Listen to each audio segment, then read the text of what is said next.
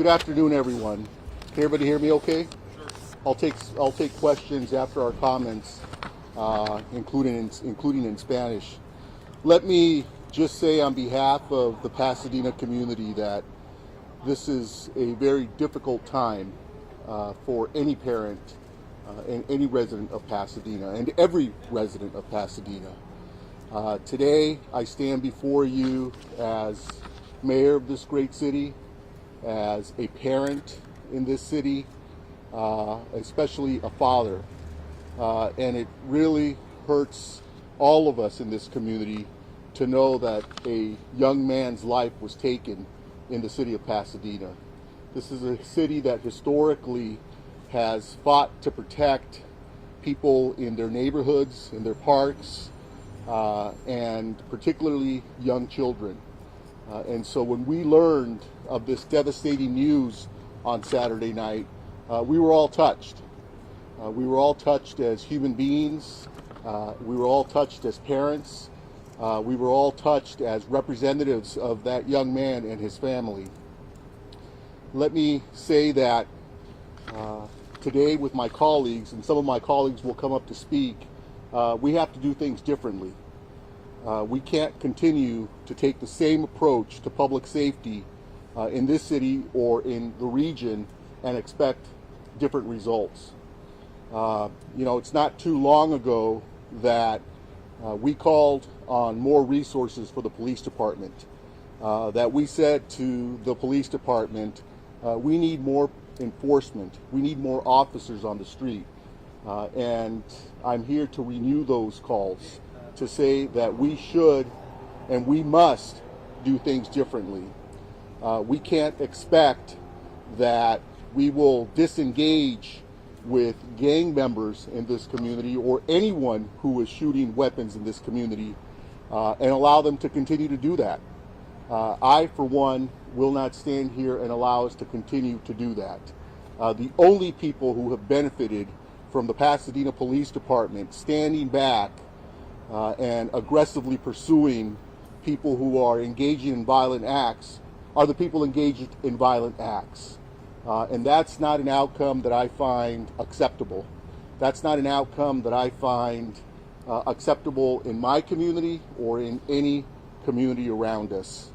We have to be aggressive in pursuing these individuals. Nobody in this city has the right to fire a weapon unlawfully in the city of Pasadena. No one in this city has the right to treat our residents in the manner that they've been treated in some of these parks. No one in this city has the right to say to young people in our community that you have to stay home, that you can't go out into the park and into the community. All of those people should face the consequences of the law. All of those people should face the consequences of being outside of the law. And so today, I'm renewing my request that the Pasadena Police Department better and more thoroughly engage individuals who are engaged in gang activity and in criminal activity throughout the city of Pasadena and in the region. Let's keep in mind that this is also a regional problem. This is not a problem isolated in the city of Pasadena, and we should treat it as such. But it has to start right here, right now.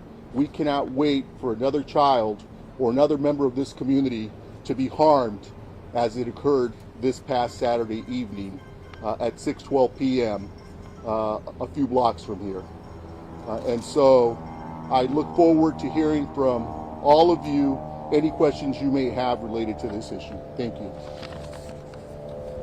I'm going to call my colleague John Kennedy up to say a few remarks, and this occurred in Mr. Kennedy's district. Thank you, Mayor. Thank you, ladies and gentlemen, for being here. My comments that I make this evening are in the context of having been Deputy Chief of Police in Richmond, Virginia. At the time, one of the top 10 murder capitals in the United States. During that tenure, we had a project called Project Exile. For those who used in that community a gun in the commission of a crime were in fact exiled from the community because they didn't deserve to be a part of the community. Some thought that was a draconian way of policing. I'm not sure we're there in Pasadena, but it certainly raised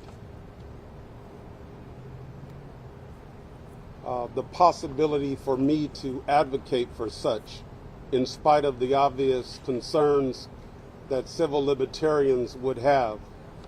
Let me simply say, we have lost an innocent life in Pasadena. This life was bright and precious. This young teenager had joy and purpose, and the future belonged to him. No longer alive to walk this earth, he is now with God and the angels. His family is beyond grief, and we are not far behind them in anguish that fills our hearts. Our community and its people are in sorrow. To the person who thought so little of all of us to fire a gun in our neighborhood and take this young life, the consequence of your thoughtless action is grief and suffering beyond words. Turn yourself in. To anyone who was with him, turn yourself in. To anyone who knows who he is, turn him in.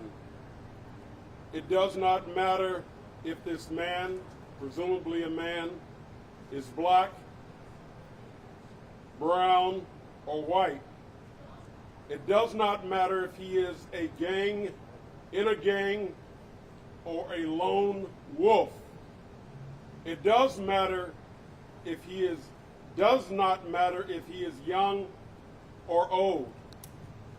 Turn him in. I said, turn him in. As diverse peoples and diverse communities, we must stand up and stand together. Justice must be done. It is up to us to speak out and not remain silent. If you know something, say something. Turn him in and end this madness. Thank you. Next, we'll hear from Jessica Rivas. Councilmember Rivas represents District 5. Thank you, Mayor. I represent District 5, which is also in the Northwest where many of these shootings have been occurring. And I can't think of any other way to describe what happened on Saturday night than a nightmare. It's every parent's nightmare. And it's exactly what we all feared what would happen with all the gunshots flying through our neighborhoods in the Northwest over the past weeks and months. So I'm grateful for all the hard work of our police officers who have stepped up their patrols and taken hundreds of guns off the street. But as our Chief Perez has said, and as we saw on Saturday, they can't be everywhere all the time. And so I echo Councilmember Kennedy's calls for folks to share what information they have, and for those involved or who are involved, speak up and turn those responsible in. And it's also clear to me that while our police department has a vital role to play here, we can't police ourselves out of this. This is a much larger problem, and it's one that we must solve. Because every child in our city deserves to be safe in our neighborhoods, on our streets, in our schools, our parks, and especially in their own homes. Thank you. Thank you. Now we'll take any questions that members of the press may have. Is there any actual update in the investigation? Mayor, you want, let's have... Yeah, let's have Deputy Chief Moody. We'll take the questions at the end. One more speaker. Deputy Chief Moody. Good afternoon. I'm Deputy Chief Cheryl Moody, Cheryl Moody, Moody. The killing of the 13-year-old on Saturday is a tragedy, and our hearts go out to the family as we continue to keep them in prayer. But not only is the family grieving, the community as a whole is in mourning. because of the loss of life of this innocent young man. What's truly alarming is that this tragedy was a result of a stray bullet. And a stray bullet can have the same devastating impact anywhere in this city. The threat of gun violence is a true danger, and the Pasadena Police Department is working vigilantly to get guns off the streets and out of the hands of those intent to harm others. In the last 2 years, the Pasadena Police Department has confiscated over 700 firearms, many from vehicles, from waistbands, and many from homes and dwellings as a result of search warrants. 250 of those guns were seized since January 2021. The police department will continue in our commitment to utilize all available resources, including extra patrols, intelligence gathering, investigations, and different strategies to combat this rash of shootings. But we need your help. We believe that there are people in the community and elsewhere that may have information that may help to stop the violence and bring those responsible to justice. We ask that you please come forward. If you wish to remain anonymous, you can contact Crime Stoppers, who will guarantee anonymity. Again, like the recent commitment we made following the shooting at the Jackie Robinson Park to deploy resources during the practices and games involving our children, we are just as committed to putting forth every effort to stop the recent shootings that have plagued our city. So with that, Mayor, we can take any questions you may have. Chief, could you amplify on your use of the phrase stray bullet? Does that mean you have concluded that the shooter was aiming at a target outside the house and that this was not an intentional firing into an inhabited dwelling? What we know at this point and what we can share is that this was not the intended victim, this was not the intended dwelling. So that's why we call it a stray bullet. But it was an intended firing into a dwelling. It was an intended firing. We don't know if it was meant to go into the dwelling, but it did. It And did. what do we think was the target? We don't know. It's still under investigation. We don't know at this point who or what the target was. But we know for sure it wasn't this home or this child. Yes. Any indication this was walk up, drive by, if so, traffic cameras in the area, did it pick up any information, any intel? So there's no intelligence I can release as far as that's concerned at this time because it's an ongoing investigation. Multiple shots fired, single shot fired? That I can't release that information yet. But it's coming soon. As soon as we can release it, we will. There were officers knocking on neighbors' doors today Right. this afternoon. Anything you can say that they learned? No, there's nothing I can give to you right now. Okay. Yeah. We have current active, if you would, bumping of heads with the gangs in that area. Say again, I'm sorry. Repeat your question. Current bumping of heads of gangs in that area? Any? We've had some violence between gangs recently, and so we're out really working towards ending that violence and finding out intelligence as to why this is occurring. Sir, what was the response time? The response time was less than a minute, so much so that the victim was still alive and the officers actually administered life-saving methods. And then what's the status of our shot spotter? The shot spotter should be in place by the first of the year, first of next year. I'm sorry, some of us don't get the context of that. So shot spotter is technology by which it's installed throughout different areas of the city, and it will let the police department know when there's an actual shots fired, and its accuracy is within a few feet. So as opposed to us searching the area, getting phone calls to say we heard rounds being fired, shot spotters will direct us directly to where shots have been fired. Is there a reward program yet? Not as yet. Not as yet. So, Chief, is it your impression then that the shooter meant another house and ended up at the wrong location? We really can't say for sure. We don't know. We don't know who they were shooting at or why. It's just that a stray bullet went into this home, and there's a tragedy that resulted. But the indications that the shots came from across the street from that parking lot seem to indicate they were in position to aim at that house. Yes, that I don't know. investigative information that we're not prepared to release at this time. No further questions? Yeah. I'd also like to make you aware that present with us today, Councilmember Rivas, Councilmember Felicia Williams, Councilmember John Kennedy, and Vice Mayor Andy Wilson are here. And again, we want to show a unified front against this activity. Many of the questions that you're asking are very relevant to the reaction that is warranted here. What occurred on North Raymond Avenue shouldn't occur in any part of this city. The technology that the chief described is intended to triangulate when shots are fired in any part of this city, making the police department aware immediately where a shot likely emanated from, whether it was across the street, whether it was someone walking or driving by, is all data that we would have if this technology were in place.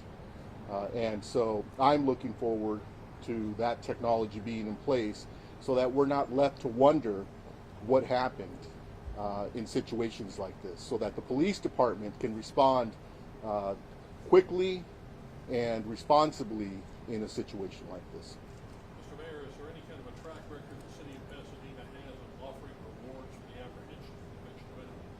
We do have, besides WeTip, we have a reward system that offers compensation for anyone who may have any information leading to the arrest of this individual. And I would again encourage anyone who has information to step forward and provide that information, and whether it's confidentially to the police department or through WeTip, we will act on it.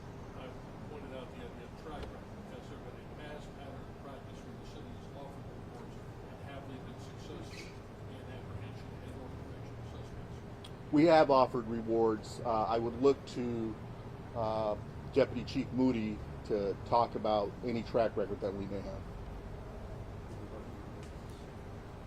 Yeah, we have offered rewards, and they have been successful in gathering information and in prosecution of those.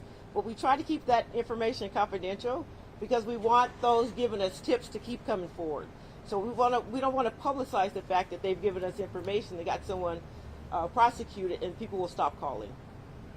I'm not asking for a name. Okay. Just, look, if you put out a $5,000 reward and you say tip, that person will get a reward, that's it, that's fine. That also sends a message. Right. There's something out there, and hey, look, if you want this cash, all you gotta do is talk. Right. That's it. And we've done that, and it has worked for us in the past. Yes. Chief, can you speak more about what triggered this surge of violence in that large community around Raymond? There's several shootings that have occurred there in the past, I guess, a month and a half or so. Is there two particular gangs that are now at war? What prompted this? So we haven't identified two particular gangs, but just keep in mind the shootings have not just been in the Raymond area. They've been pretty much citywide. But like I said, we're gathering intelligence. We're working with different members of different entities to gather more gang intelligence to see what specifically is going on. But again, we need the community's help. We need them to come forward. Those who know anything to come forward and help us figure out what's going on. And the mayor spoke a moment ago about taking an outside-the-box approach. Are we talking about some kind of gang intervention program to get these gangs communicating? What are we looking at? We're looking at that. We're looking at holistic approaches. We're looking at whatever we can to combat this problem. Like the city council member said, we can't just police our way out of this, right? It's going to take the community taking back the community. We have to take it back. Is there consideration on restarting the gang? Not as yet, because what we find is that our criminal investigation segment of the gang unit is a better use than just having officers out stopping random people. Mr. Mayor, did you Okay, sure. talk to Fort John? Actually, your district, right? Yes, sir. You both could talk to what you say parents, and now knowing that you've been in the house for a year, and now we're shooting on the street, and you're concerned about violence in the area. What are you saying to those parents and neighbors, from here we'll head up to Villa Park and walk through the neighborhood where this occurred. And what we say to those parents is, you have to be careful. You have to be conscious of where your kids are. You can't allow your kids to hang out with people who are engaged in any type of activity that even resembles this. But what I would also say to parents is, bring your kids to the park.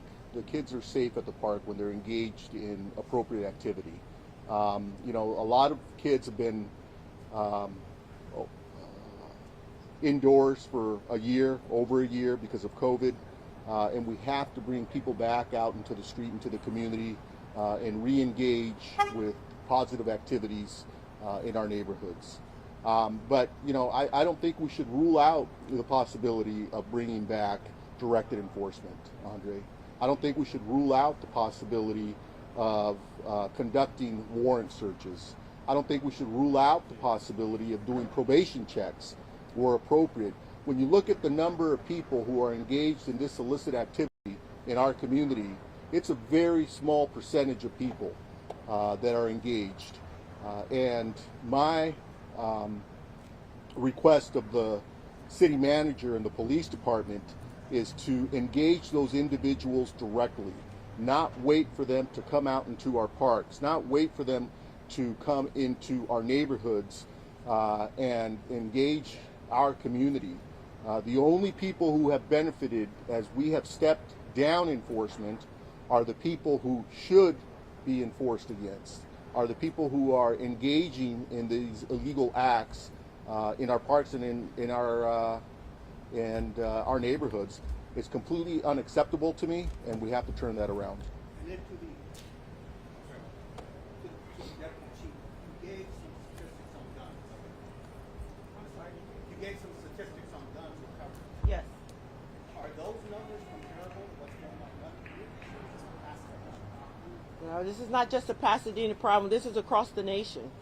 It's a nationwide problem. And like the mayor said too, we're working with other regions. We're working with our region because it's not just confined to Pasadena. It's within the San Gabriel Valley and abroad. Yeah. What year was the gang unit broken apart, and what was the reason that it stopped existing? Actually, they weren't broken apart. Their tasks were just changed to more so of the activity? Yeah. So they're more intelligence gathering. They go after more of the hardcore long-term criminals, breaking down different networks. That's what they're doing, as opposed to just trying to stop gang members on the street and identifying them and different things like that. So we're looking at a better approach to that, and it has worked. What I'd like to say is that we have recovered, meaning the Pasadena Police Department has recovered a record number of ghost guns as well. There's no reason for the regular, everyday citizen visitor to Pasadena to have an unlicensed weapon. There's no reason for anyone in our community to have an unlicensed weapon. Do not come to Pasadena with an unlicensed weapon. We are going to remove that weapon from you. You do not have license to come to this city and do bad. And that's what we have seen from some of the people that the Pasadena Police Department has engaged. So, yes, the Pasadena Police Department is going to be more aggressive in dealing with those who have a track record of doing harm in our community. Someone may ask, well, how do you know if they have a track record? So what we also are doing is we're inviting other entities, including those who are involved in parole, and probation, to join with our Pasadena Police Department in a more proactive way in dealing with those, that small percentage who are known to be engaged or formerly engaged in criminal activity and just check with them. Make sure they're staying on the straight and narrow. That's critically important because we want them to be successful, but not at the cost of going back to old ways that originally put them in prison in the first place. Mayor, can you give us a statement in Spanish, please? Sí, ¿qué parte? ¿Puede explicar la conferencia Lo que bueno, ahora estamos aquí porque ocurrió un incidente en la ciudad de Pasadena donde un niño de 13 años de edad perdió su vida. Eso no es aceptable para nadie que está aquí enfrente. Aquí estamos presentes los miembros del Consejo Municipal de la ciudad de Pasadena para darle un mensaje a los miembros de la comunidad que no vamos a aceptar estos resultados. Estamos esperando que el departamento de policía sea más agresivo con delincuentes en nuestra comunidad que tienen miembros de nuestra comunidad asustados que esto les va a pasar a ellos o a sus familiares. ¿Existe algún motivo, algo que pueda causar esto? ¿Cuál es el reporte oficial? El motivo por ahorita no lo sabemos.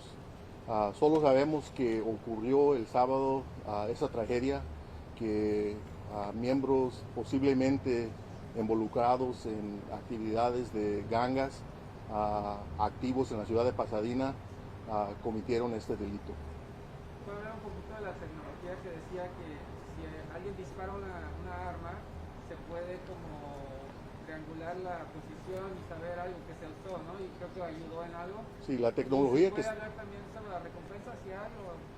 La tecnología que estamos discutiendo es tecnología que puede distinguir por un carro que está forzando ruidos, también combustibles en la comunidad y un tiroteo de balas en la comunidad. Y puede triangular en la comunidad de dónde viene ese ruido, de dónde viene el tiroteo, para que la policía pueda responder rápido, para que se le pueda traer asistencia también a un víctima de la violencia. Y la recompensa que estamos ofreciendo hoy será anunciada esta semana. ¿Puede hablar un poco sobre lo que dijo el señor a todas las personas que lleguen aquí a la ciudad de Pasadena con una arma ilegal? ¿Cómo es que pretenden detenerlos? ¿Cómo es que pretenden saber quiénes son ellos? Bueno, lo que le estamos pidiendo al departamento de policía es que enfrenten a estas personas que están llegando a la ciudad de Pasadena, porque las personas que están entrando a la ciudad de Pasadena con armas, buscando a otras personas, no vienen necesariamente de aquí, de nuestra ciudad. Vienen muchas veces de otras comunidades, y le estamos pidiendo al departamento de policía que sean más agresivos en buscando a estas personas, mandando el mensaje que aquí en la ciudad de Pasadena no se acepta tener una arma sin licencia, una arma que puede causar este delito.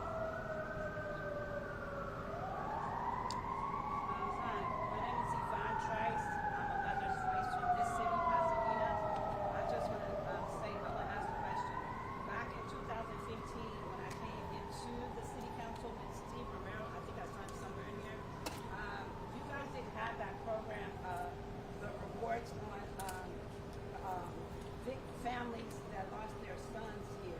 I remember me as Yvonne Trice and my family sitting in that city council, and I asked you guys, I had to bring somebody from Los Angeles. I asked you guys, did you guys have that program? And Steve said he had to do some checking and this, that, and the other. We were victims at the time. So no, that program was actually introduced by my family, and you guys did, I think 7 people back then. But my question today, standing here, my son got killed August 21st, 2015. My question today, that was 8 people that I asked for back then. So my question today, is that on every single person that lost their life? And if it is, I'm standing here today saying, since my son's case is not solved, and Deputy Moody publicized on a talk show or a thing I was in, I thought it was very inappropriate and unappropriate for you to put my family out there like that to publicly apologize by being recorded at the camera. We've never been noticed here. So that's why we fought so hard for that program to be available for the people who lose their families here. So I'm talking to you, Deputy Chief Moody, not disrespectful, but you disrespected my family when you put us on James Forrest thing publicly and apologized. You have my number. I talked to you personally. So am I angry? No. Am I hurt? Yes. So the program itself was my family that came out here because we did not get any response in regards to his death and nothing. So we had to fight for that program. That is the rewards that you guys said that you were just announcing. That was my family that went through that hardship. So today we're asking as my family, and we're a big village and we still don't hear from the detectives or anything in regards to that. We're asking for you guys to up that report on my son today. Ms. Trice, I'm regrettably, as you know, I'm very familiar with what happened to your son. And you know, the reward, well, there's two things that, and I want to make sure we don't confuse them and conflate them.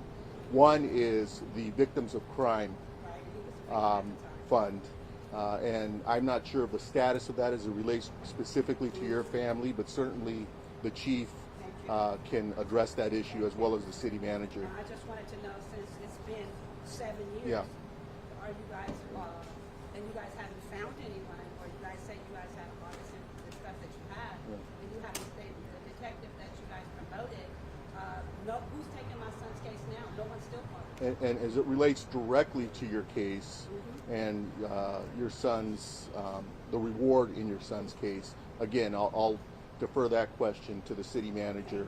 But as you know, I walked. You personally, this is not torture.